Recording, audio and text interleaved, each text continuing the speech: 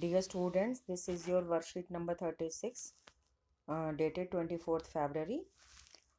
This is about force and pressure, which we have already done. This is a type of revision work. So we have learned that forces applied on an object in the same direction add to one another. We need to specify the direction in which forces act. इसका मतलब ये है कि मान लीजिए आप किसी चीज़ को पुश कर रहे हैं या पुल कर रहे हैं, और आपके साथ आप पुश कर रहे हैं तो आपकी बहन भी पुश करी चीज़ को, ऑब्जेक्ट को, तो उसमें जो है फोर्स जो है वो ऐड हो जाएगा। यदि आप पुल कर रहे हैं और आपकी सिस्टर भी पुल कर रही है तो वो जो ऑब्जेक्ट है वो उस पर जो फोर्स है वो भी ऐड हो जाएगा। ठीक है, तो डायरेक्शन बहुत ज़रूरी है बतानी फोर्स में।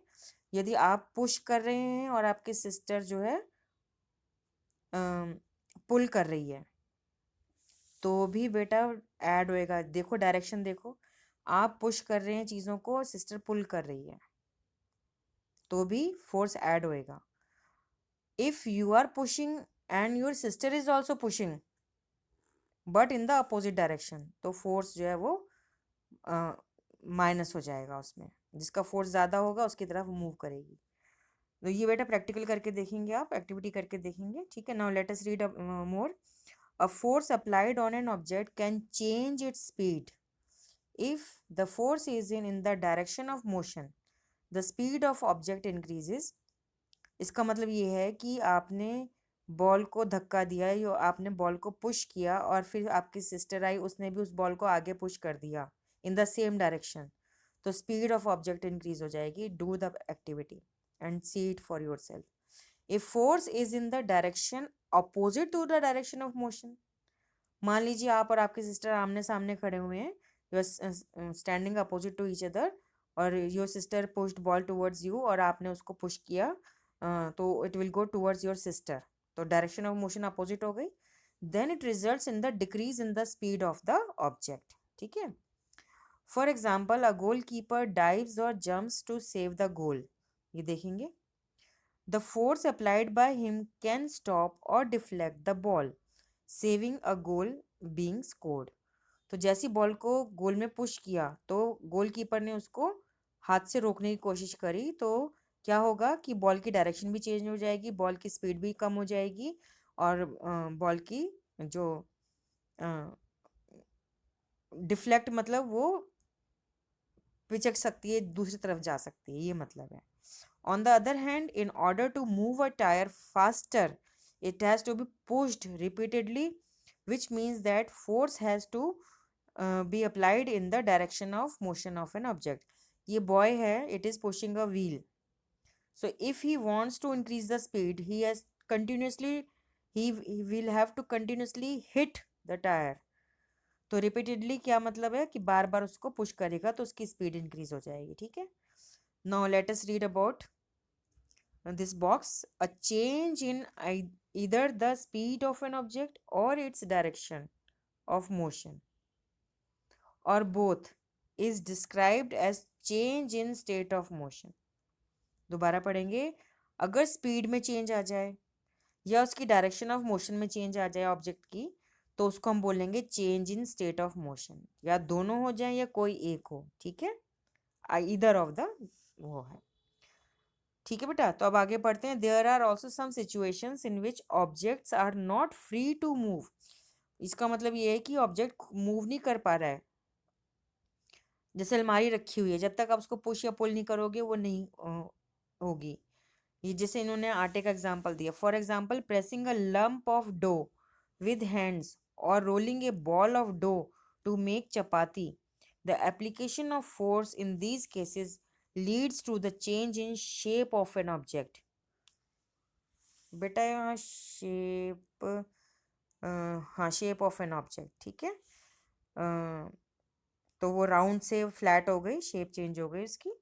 Now we have to answer the following questions. ठीक है, let me change the colour first. Yes, question number 1, give 2 examples of situation in which there is change in state of motion of an object due to force. तो बहुत सारे example हैं, आप book में से मतलब इसमें से भी देख सकते हैं। You can quote example from your daily life also, जिसमें state of motion of an object due to force. तो क्रिकेट का एग्जाम्पल दे सकते हैं, बॉलर जो हिट कर रहा है, बॉल को हिट कर रहा है और बैट्समैन उसको पुश कर रहा है, तो डायरेक्शन भी चेंज होती है, ठीक है, स्पीड भी चेंज होती है। तो आप ऐसे एग्जाम्पल दीजिएगा। Now question number 2 says state the effect of force in the following situation. तो बेटा इफेक्ट ऑफ ये आपको मार्क करना है, किस में चेंज इन शेप हो रहा है, किस में चेंज इन स्पीड हो रहा है, किस में चेंज इन डायरेक्शन हो रहा है। पहला है squeezing of a piece of lemon. तो बेटा इसमें चेंज इन शेप लिख देंगे, इसके आगे लिखेंगे change in shape. B part is a batsman hitting a ball. तो बेटा इसमें दोनों आ जाएंगे, change in speed, change in direction, ठीक है। C part is a car is stopped by applying brakes. Brake लग रहे हैं तो चेंज इन स्पीड आएगा ओनली, ठीक है। D is a blacksmith hammers a hot piece of iron. तो बेटा इसमें चेंज इन शेप आएगा, ठीक है, क्योंकि उसको हिट कर रहे हैं बार बार तो फ्लैट हो जाएगा, तो शेप चेंज हो जाएगी। Third question is give two examples from your surroundings where force can change the direction and state of motion. State of motion का मतलब है स्लोअर हो जाएगा, या मोशन फास्ट हो जाएगा, या वो स्टॉप हो जाएगी, ठीक है। तो two examples for from your surroundings में,